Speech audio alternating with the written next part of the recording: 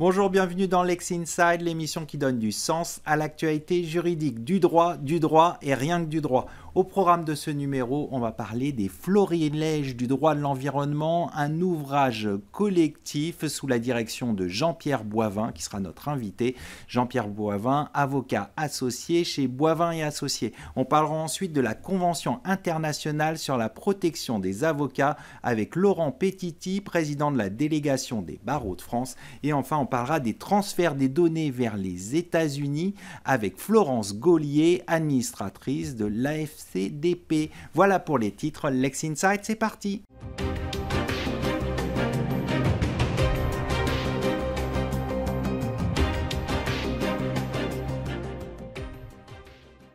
On commence tout de suite cette émission avec mon invité Jean-Pierre Boivin, associé fondateur du cabinet Boivin et Associés et co-directeur de l'ouvrage dont on va parler, Florilèges du droit de l'environnement, publié chez La Mémoire du droit. Jean-Pierre Boivin, bonjour. Bonjour Arnaud. Alors on va parler de cet ouvrage collectif Florilèges du droit de l'environnement qui nous propose les défis, les mutations et les perspectives du droit de l'environnement en France et en Europe. Pour commencer, qu'est-ce qui a motivé la rédaction de cet ouvrage ? C'est très simple. Vous vous souvenez qu'il y a une dizaine d'années, j'avais sorti les florilèges du droit public des affaires. Et donc, ce premier florilège avait été franchement un succès.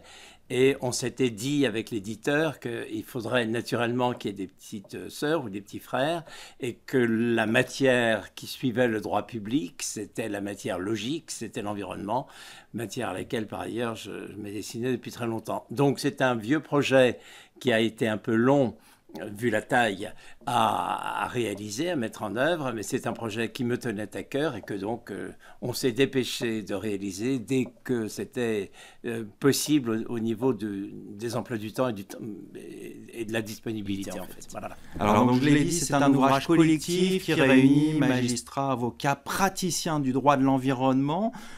Qu'est-ce qu'on va y trouver dedans ? Alors l'idée, c'est évidemment de faire une espèce de tour d'horizon, un kaléidoscope de la matière pour que l'image à l'instant T, donc 2024-2025, on est sous la plume de spécialistes extrêmement variés mais tous très pointus. On est une approche à la fois globale et assez cursive de la matière. On a demandé à chacun des auteurs de choisir, chacun des auteurs choisit son thème. On canalise ensuite les choix des thèmes pour éviter les redites, mais chacun choisit son thème, soit dans son hyperspécialité, soit dans les sujets que justement il avait envie de creuser. Tous les auteurs ont à un moment ou à un autre envie de faire un peu œuvre d'auteur, donc de faire autre chose que de se contenter de décrire l'état du droit et d'essayer d'avoir une vision prospective de la matière et d'essayer de donner au lecteur des clés de compréhension. C'est l'objet, c'est l'ambition de cet ouvrage. Alors vous l'avez dit, une vision globale et cursive du droit de l'environnement, donner des clés de compréhension.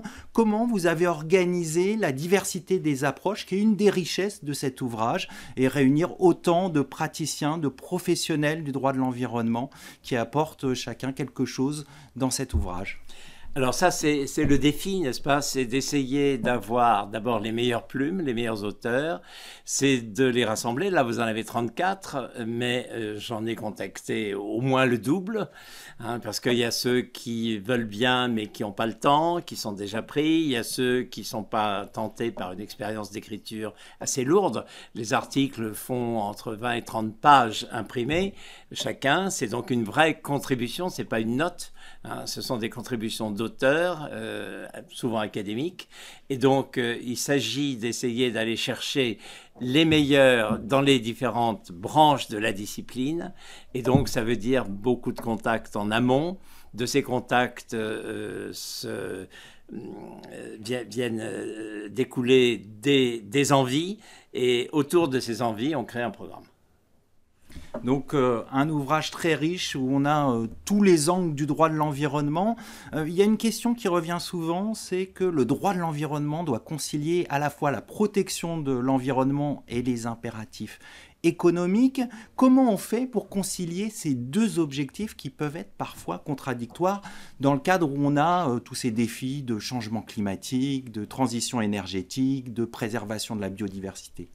Alors, vous avez raison, c'est un des sujets constants de ce droit de l'environnement, c'est qu'il obéit à des impératifs souvent contradictoires. Vous prenez la biodiversité par exemple. Tout le monde, globalement, a envie naturellement de préserver le vivant.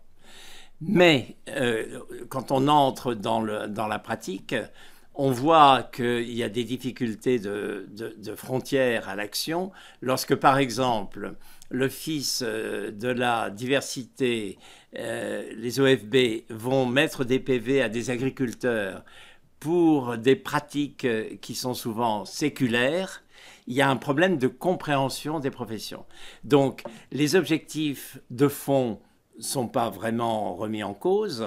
Je pense qu'il y a une assez large adhésion depuis 20 ans, mais c'est la manière et la vitesse à laquelle se déroule la mise en œuvre qui, en fait, souvent pose problème. Soit parce qu'on va trop vite, soit parce qu'il y a vraiment des impératifs contradictoires. Quand on explique à l'agriculteur qu'il ne faut pas qu'il enlève les embâcles des castors dans la rivière et que pourtant la rivière, elle a besoin de couler, sinon elle déborde, elle va faire des inondations dans son champ et va lui ruiner ses cultures, évidemment, il y a des injonctions contradictoires et il faut essayer de trouver le réglage le plus fin avec, au fond, l'acceptabilité sociale. Donc, vous avez deux niveaux d'acceptabilité sociale, l'acceptabilité de la société globale qui, pour la biodiversité, est tout à fait d'accord. Puis quand vous descendez dans la granulométrie, eh bien, évidemment, lorsqu'on arrive sur l'agriculteur lui-même à qui on dit « Ah, il ne faut plus utiliser tel pesticide. Ah, là, il ne faut pas toucher à la haie. Mais cependant, il faut reconstituer la haie. Mais vous n'y touchez pas à tel moment, Donc, parce qu'il y a des difficultés de compréhension de tous les enjeux. Ah, des difficultés de compréhension et des difficultés au niveau de l'action, des calendriers d'action. Parce qu'à l'agriculteur, lui, il a son calendrier qui sont ses cultures, ses récoltes, et ces récoltes, elles n'attendent pas nécessairement la nidification de tel oiseau. Bon, donc on a des impératifs contradictoires qu'il faut essayer de concilier. Et quand l'impératif contradictoire se traduit par des sanctions administratives ou pénales, là, on touche les limites de la matière, c'est-à-dire la réception par les intéressés de ce degré de protection qu'ils estiment trop fort ou carrément illégitime, non pas dans son principe, mais dans son application. Ça veut dire qu'il y a peut-être de la pédagogie à faire pour faire justement accepter à la fois la règle et sa sanction? Absolument, absolument. Faire accepter la règle dans sa dimension, dans son principe et dans sa dimension, et puis bien entendu, essayer d'expliquer pourquoi il peut y avoir des sanctions quand la règle est manifestement méconnue, donc avec une volonté de mal faire. Et malheureusement, souvent, il peut y avoir des sanctions qui ne sont pas assises sur une vraie volonté de mal faire, mais simplement sur des gestes qui sont souvent séculaires, et que les intéressés ne comprennent pas. Ne comprennent pas. Donc il y a une difficulté, il y a une sensibilité à travailler. Je crois qu'on ne peut pas faire fonctionner le droit de l'environnement à base de droit pénal.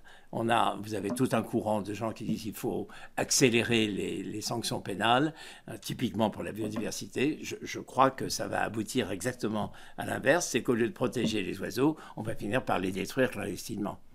Donc il faut plutôt faire de la pédagogie plutôt que de la répression? La répression, ça doit être vraiment le dernier stade une fois qu'on a tout essayé. Mais la répression pour la répression comme doctrine, comme on le voit dans certaines affaires pénales récentes, je crois que c'est très dangereux pour l'environnement lui-même. On va conclure là-dessus. Merci Jean-Pierre Boivin. Je rappelle que vous êtes associé fondateur du cabinet Boivin et Associés. Tout de suite, l'émission continue. On va parler de la Convention internationale sur la protection des avocats.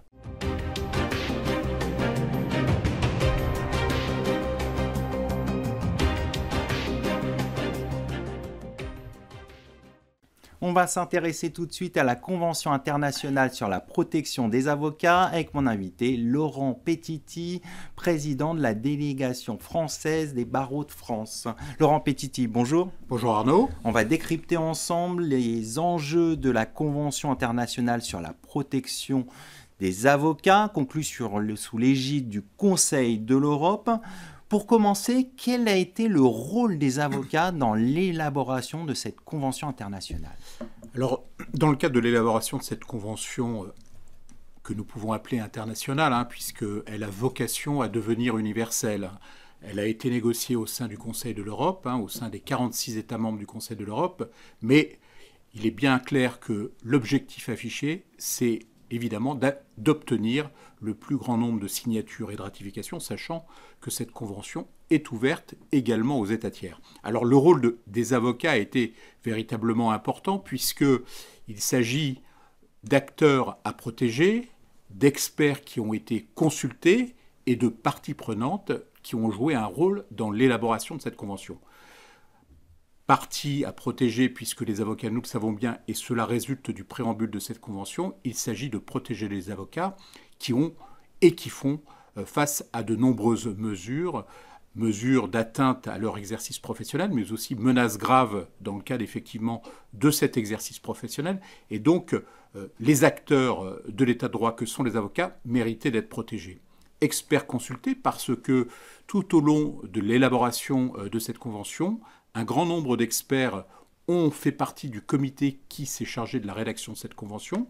Un grand nombre de représentants des organisations européennes et internationales d'avocats étaient des experts associés à l'élaboration de cette convention, aux côtés de 15 représentants des États désignés par leurs gouvernements respectifs. Ensuite, évidemment, dans le cadre de cette convention, il faut aussi envisager un mécanisme de surveillance qui protège effectivement l'application par les États de cette convention. Alors on a vu le rôle des avocats dans l'élaboration de cette convention internationale.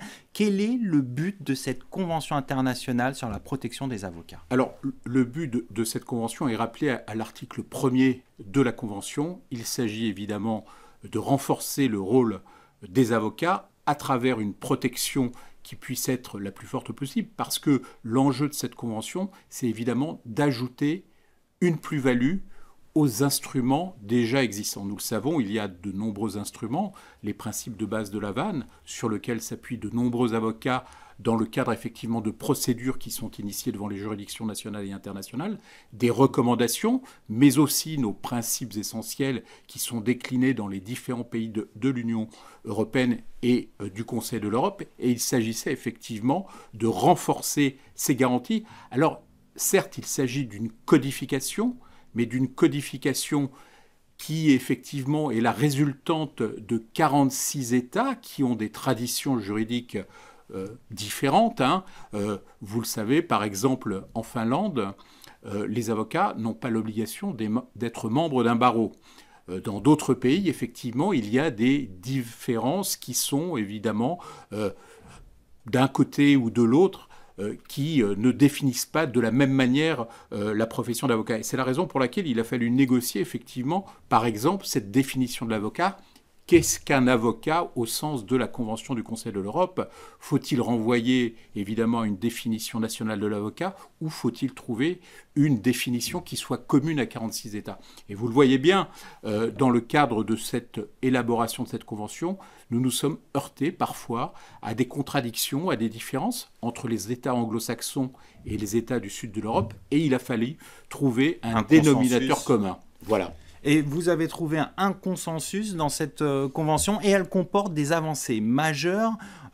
Quel est l'apport principal de cette convention ? Alors, l'apport principal de cette convention, c'est évidemment de conventionnaliser des principes existants.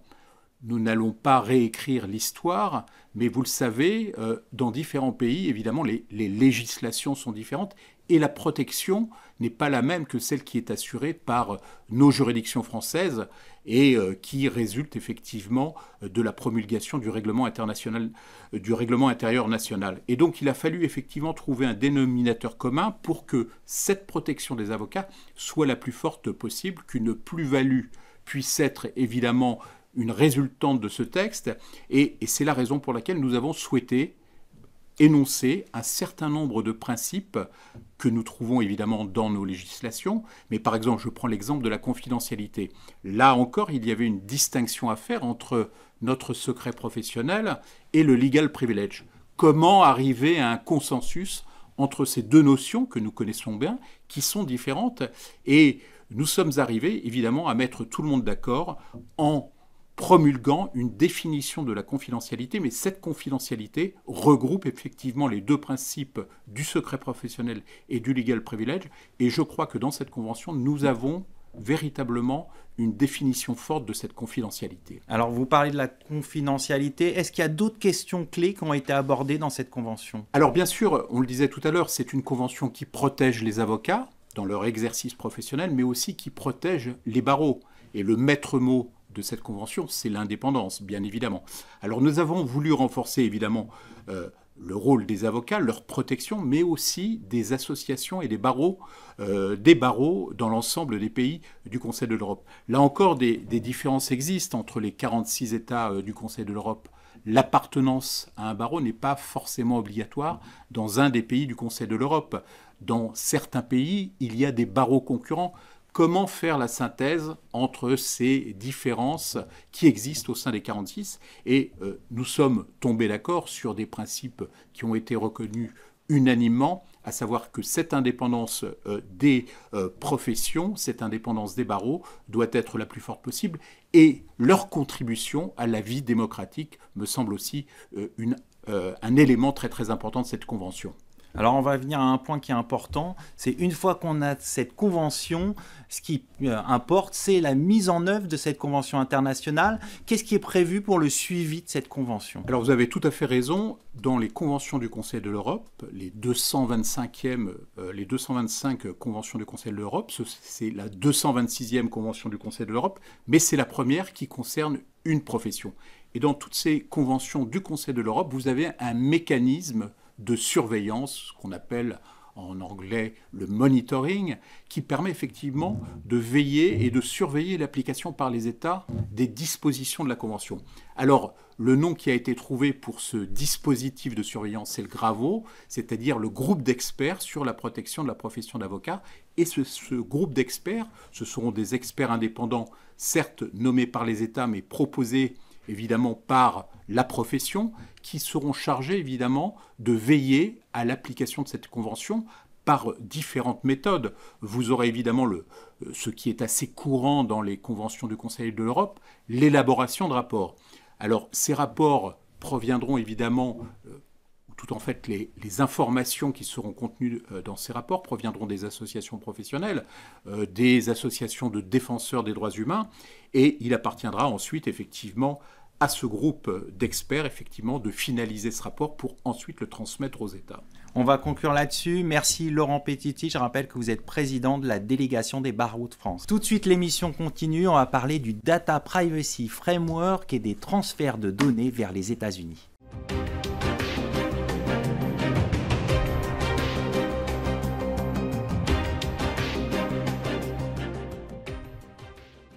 On poursuit ce Lex Inside, on va parler des transferts de données vers les États-Unis avec le Data Privacy Framework avec mon invité Florence Gaulier, administrative chez l'AFCDP.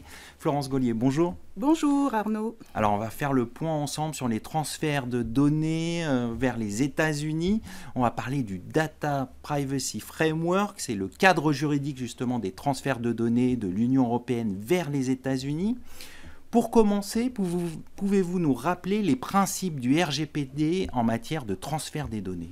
Tout à fait. Alors le principe de base, il est simple, puisque normalement on n'a pas le droit de transférer des données personnelles de résidents européens en dehors de l'Union européenne.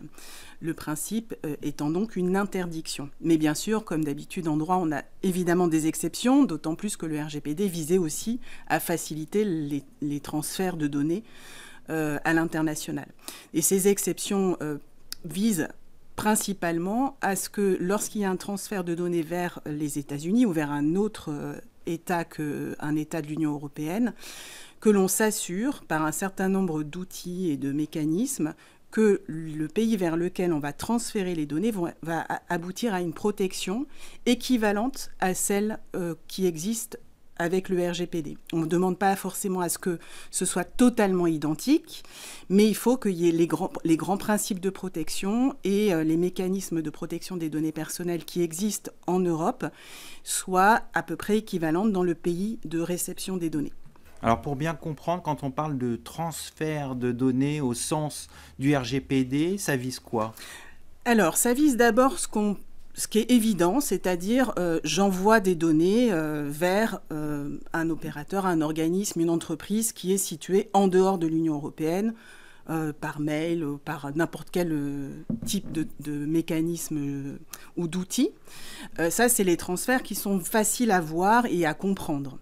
Mais il y a également la notion de transfert est beaucoup plus large en fait dans le RGPD, puisque la simple consultation des données depuis un État qui n'est pas dans l'Union européenne, même si les données sont sur le territoire de l'Union européenne, la simple consultation est déjà un transfert de données au sens juridique du terme. Ce qui veut dire justement que on a souvent tendance à penser qu'on est protégé et qu'on est conforme au RGPD parce qu'on héberge les données sur le territoire de l'Union européenne. Donc, par exemple, je choisis un hébergement chez AWS ou Microsoft ou Google, n'importe lequel de ces grands opérateurs américains, et je demande à ce que ce soit sur des serveurs européens. Donc je me dis que je suis protégée, sauf qu'en fait là, on a effectivement des données qui sont sur le sol européen, mais il y a des possibilités d'accès aux données depuis les États-Unis par un certain nombre de mécanismes, soit par les maisons mères, soit par des agences américaines qui vont faire qu'il va y avoir un transfert de données par la simple consultation ou récupération des données sur le sol de l'Union européenne vers les États-Unis. Alors, il y a un outil qui définit le cadre juridique de ces transferts de données, c'est le Data Privacy Framework. On va voir ensemble de quoi il s'agit.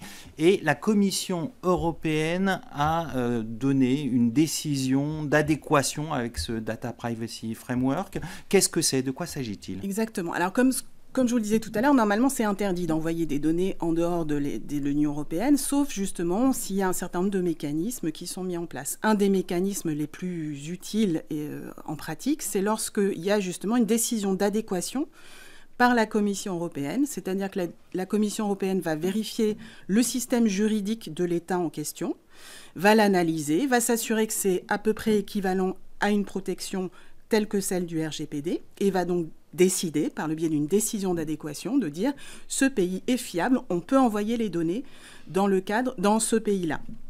Pour les États-Unis, le système juridique tel qu'il existe ne suffit pas à être équivalent au système juridique du RGPD.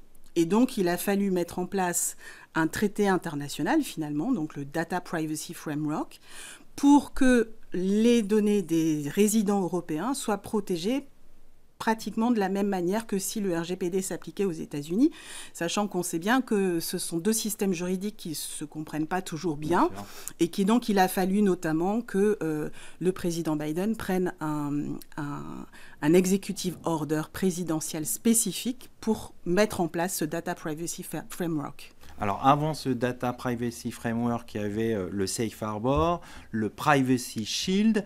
Les deux ont été invalidés. Pourquoi ? Parce que ce qui s'est passé, c'est que la Cour de justice de l'Union européenne, pour chacun de ces deux accords, a considéré que la protection était insuffisante et que finalement la Commission européenne avait été un peu trop large en acceptant de considérer que la protection était équivalente grâce à ces accords. En particulier parce que finalement les agences de renseignement américaines pouvaient finalement assez facilement récupérer des données sur les Européens sans avoir de compte à rendre, sans qu'il y ait vraiment de recours possible pour les personnes concernées et sans que tout ça soit suffisamment encadré par rapport à ce qui se passerait en Europe. Donc pas assez de garanties. Pas assez de garanties, voilà, exactement. Pas assez, des collectes disproportionnées, pas assez encadrées et des recours quasi inexistants. Alors aujourd'hui, le Data Privacy Framework fait aussi l'objet de critiques. Certains pointent ses fragilités. Il y a un recours du député Philippe Latombe. Concrètement, est-ce qu'on peut imaginer une invalidation du Data Privacy Framework ? Alors, on peut l'imaginer parce que il y a un certain nombre d'améliorations qui ont été apportées par le Data Privacy Framework, on ne peut pas le nier. Il y a effectivement des organes de contrôle qui ont été mis en place. Il y a cet executive order spécifique qui a été pris pour améliorer cette protection. Prévoir un principe de nécessité et de proportionnalité des collectes de données par les agences américaines. Donc, il y a un certain nombre d'évolutions qui ont été apportées pour tenir compte des critiques des décisions de la Cour de justice de l'Union européenne concernant le Safe Harbor et le Privacy Shield. Cependant, le Comité européen de protection des données, le Parlement européen et Philippe Latombe ont relevé qu'il y a quand même des faiblesses et des fragilités dans ce système. D'abord parce qu'il repose déjà sur un executive order d'un président qui peut être très facilement remis en question aux États-Unis, y compris sans même que ce soit public. Donc il peut y avoir aujourd'hui déjà des failles dans le système. D'accord. Les organes de recours, il y a un certain nombre de critiques sur leur réelle indépendance. Et sur l'effectivité aussi des recours, puisque finalement, lorsqu'on va faire un recours dans le cadre du DPF, on risque de recevoir simplement une réponse nous indiquant il n'y a pas eu de violation de données, tout va bien, sans autres explications, et sans vraiment avoir les possibilités de contester ou de vérifier la réalité du traitement de la plainte qu'on aura pu faire. Donc on voit qu'il y a quelques fragilités. Rapidement, quelles seraient les conséquences pour les DPO en cas d'invalidation du Data Privacy Framework ? Alors les DPO ont déjà connu ça avec l'invalidation des 2 précédents accords. La solution de repli la plus utilisée, c'est ce qu'on appelle des clauses contractuelles types, c'est-à-dire des contrats qu'on signe avec chacun des opérateurs américains ou opérateurs qui transfèrent des données vers les États-Unis. Simplement, on sait que ces clauses contractuelles types ont aussi des faiblesses, puisque la Cour de justice de l'Union européenne a dit dans la décision dans laquelle elle a invalidé le Privacy Shield que ces clauses contractuelles types étaient valables, mais qu'il fallait quand même vérifier lorsqu'on exporte des données vers les États-Unis, enfin vers un pays hors de l'Union européenne, si le système juridique local va permettre une protection équivalente au RGPD. Et si ce n'est pas le cas, il faut mettre en place des mesures supplémentaires, notamment des mesures techniques, contractuelles. Ce n'est pas suffisant en tant que tel. Il y a certains cas où ça peut fonctionner, mais ça veut dire qu'il faut un chiffrement des données empêchant les autorités américaines et les opérateurs américains de déchiffrer ces données, donc avec une clé de chiffrement qui est dans l'Union européenne. Et ça ne marche pas dans tous les usages qui sont concernés par ces transferts. Donc ça reste un sujet extrêmement compliqué qui fait reposer finalement sur des entités privées, des sujets qui sont plus politiques, diplomatiques et qui nécessiteraient des évolutions du système juridique américain si vraiment on souhaitait arriver à une protection équivalente à celle du RGPD alors qu'on a des philosophies très très différentes. Donc faire reposer ça sur les entités privées, c'est quand même difficile, y compris les organismes publics de petite taille qui n'ont pas la possibilité de faire évoluer les droits d'un État. C'est le moment de conclure cette émission. Merci Florence Gaulier. Je rappelle que vous êtes administratrice au sein de l'AFCDP. Merci à toutes et à tous. Merci pour votre fidélité. Restez curieux et informés. À très bientôt sur Be Smart for Change.